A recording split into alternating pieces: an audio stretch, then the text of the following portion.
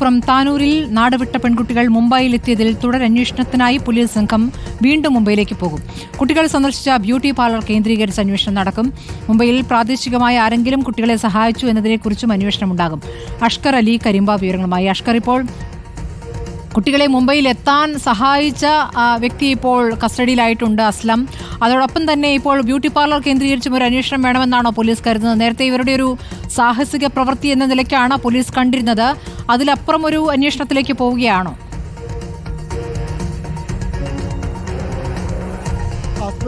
സമൂഹ മാധ്യമങ്ങളടക്കം വലിയ തോതിൽ ഈ സലൂൺ കേന്ദ്രീകരിച്ചുകൊണ്ടുള്ള ചില വിഷയങ്ങളിൽ വലിയ തോതിൽ പ്രചാരണം നടക്കുകയും വലിയ ആരോപണങ്ങൾ ഉയരുകയും ചെയ്തിരുന്നു. അത്തരത്തിലൊരു ദുരൂഹത ഉയർന്ന സാഹചര്യത്തിൽ കൂടിയാണ് ഇപ്പോൾ വലിയ തോതിലുള്ള അന്വേഷണം നടത്താൻ കൂടി ഇപ്പോൾ പോലീസ് തീരുമാനിച്ചിരിക്കുന്നത്.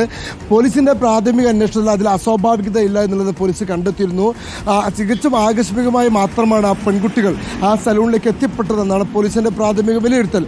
എന്നിരുന്നാൽ പോലും ചില ആരോപണങ്ങൾ ചില സമൂഹ മാധ്യമങ്ങളൊക്കെ തന്നെ ഉയരുന്ന പശ്ചാത്തലത്തിൽ അത് കേന്ദ്രീകരിച്ചൊരു അന്വേഷണം നടത്തി കൂടുതൽ വ്യക്തത വരുത്തുക, കൃത്യത വരുത്തുക എന്നുള്ളതാണ് പോലീസ് ഉന്നയിച്ചിരിക്കുന്നത്. മാത്രമല്ല, നിലവിൽ തന്നെ കസ്റ്റഡിയിലെടുത്ത റഹീം അസ്ലമിന്റെ അറസ്റ്റ് പോലീസ് രേഖപ്പെടുത്തുകയും റഹീം അസ്ലമിനെ റിമാൻഡ് ചെയ്യുകയും ചെയ്തിരുന്നു.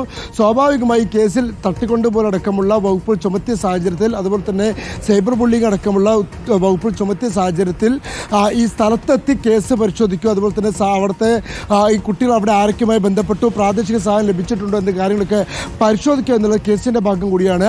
അതിന്റെ അടിസ്ഥാനത്തിൽ കൂടിയാണ് ഇപ്പോൾ താനൂരിൽ നിന്നുമുള്ള ഒരു അന്വേഷണ സംഘം വീണ്ടും മുംബൈയിലേക്ക് പുറപ്പെടാൻ തീരുമാനിച്ചിരിക്കുന്നത്. ഒന്നുകിൽ ഇന്നോ അല്ലെങ്കിൽ നാളെയായിട്ട് തന്നെ ഈ സംഘം മുംബൈയിലേക്ക് പുറപ്പെടുകയും ചെയ്യും. അവിടെ എത്തി കുട്ടികൾ കടന്നുപോയ വഴികളിലൂടെയൊക്കെ തന്നെ അന്വേഷണം നടത്തുക എന്നുള്ള തീരുമാനത്തിലേക്കാണ് പോലീസ് എത്തിയിരിക്കുന്നത്. അതോടൊപ്പം കുട്ടികളെ സഹായിച്ച വ്യക്തികൾ, കുട്ടികൾ പോയ ഇടങ്ങളെല്ലാം തന്നെ പോലീസ് അന്വേഷണ വിധേയമാക്കും. അതിനോടൊപ്പം തന്നെ നിലവിൽ സമൂഹ മാധ്യമങ്ങൾ ആരോപണങ്ങൾ ഉയർന്ന പശ്ചാത്തലത്തിൽ ആ സലൂൺ കേന്ദ്രീകരിച്ചുകൊണ്ടുള്ള എന്തെങ്കിലും ഇടപെടലുകൾ ഈ കുട്ടികളുമായി ബന്ധപ്പെട്ടുണ്ടായിട്ടുണ്ടോ എന്നുള്ള കാര്യം പോലീസ് അന്വേഷിക്കും. സ്മൃതി. ശരി, അഷ്കർ അലിയാണ് വിവരങ്ങൾ നൽകിയത്.